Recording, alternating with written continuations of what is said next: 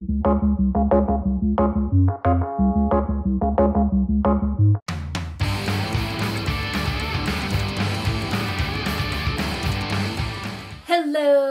everyone, lovelies, beautiful people in the world. Today I am going to talk about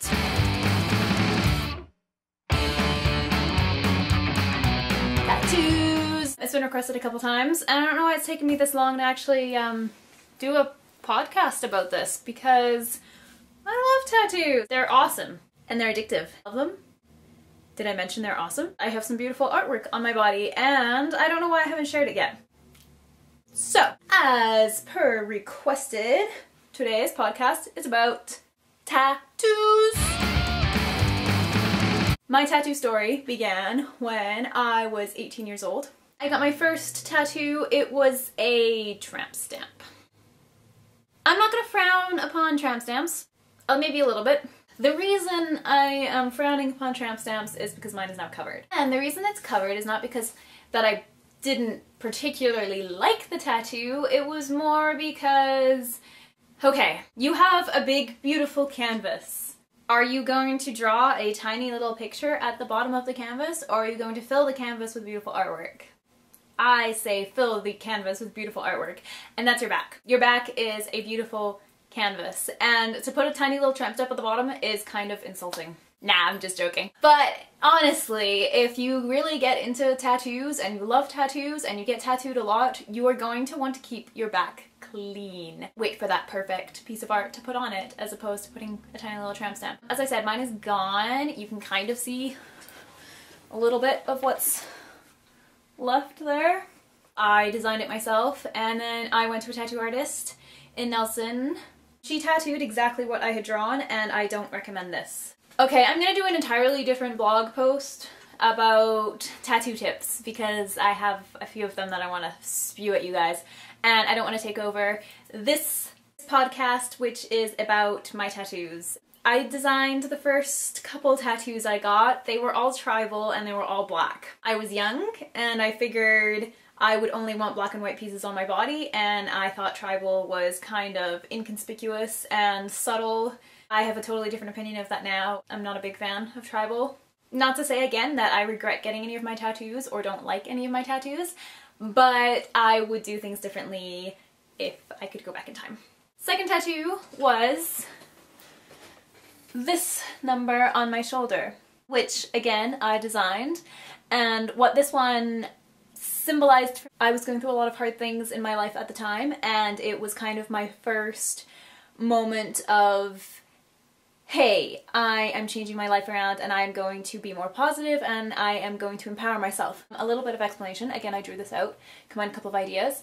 The wings is kind of the typical phoenix, fly away, spread your wings and be free. The sun kind of symbolized the chaos of the world around us.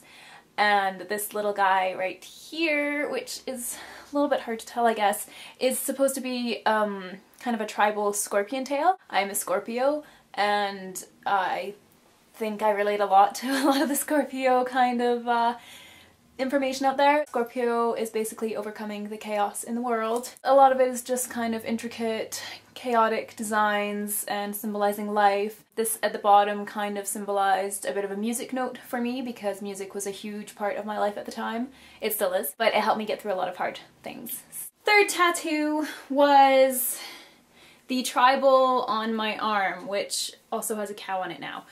Here, let's do this. Is the tribal piece. And another tip that I'm going to say, don't put tattoos upside down on your body.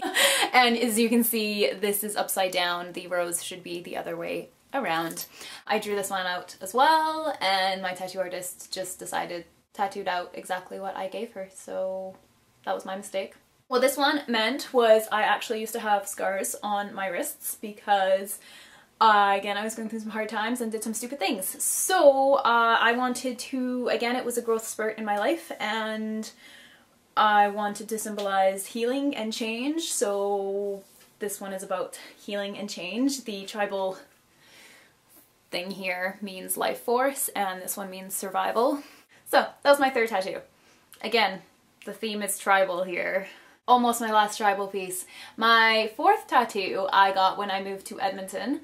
It's covered now. I liked the idea that I had for the tattoo, but the tattoo itself kind of sucked. This is what's there now, but you can still see underneath that there is an hourglass, and what I was supposed to get tattooed was a Black Widow hourglass, and it was again in a kind of tribal design. I drew it out once again, brought it to the tattoo artist, and they tattooed exactly what I had drawn. It wasn't even red. I'm sure most people know that a Black Widow hourglass is red, not orange. I was pretty disappointed. I got the Black Widow because I had started Black Widow clothing and it symbolized that. It was not just because I started my own clothing line, but it was also because it was an empowering symbol to me. Black Widow is an empowered, kind of feminine female figure, aside from the fact that she bites males' heads off. It was an empowerment symbol and a freedom and the fact that I was doing something for myself. And I later got it covered up with a rose. And the only story behind the rose is that I love roses and it was one of the only things that we could figure out that would fit on my neck. And I thought a rose, a flower, would be pretty on my neck. FYI, does not hurt. Didn't hurt at all. I thought the neck would be a sensitive spot. It doesn't hurt. To me anyways, but most of my tattoos I found didn't hurt. So, mistake on my neck. No, that wasn't the last mistake I made. Actually, I got the order reversed. That was my fifth tattoo. My fourth tattoo was actually... I'm gonna stand up again so you can kind of see this a little bit better. Questa vita è la mia. And it means this life is mine. You would think you couldn't go wrong with just putting writing on your arm, but I got this tattooed from who I thought was supposed to be a good tattoo artist, just like who I thought this was supposed to be a good tattoo artist.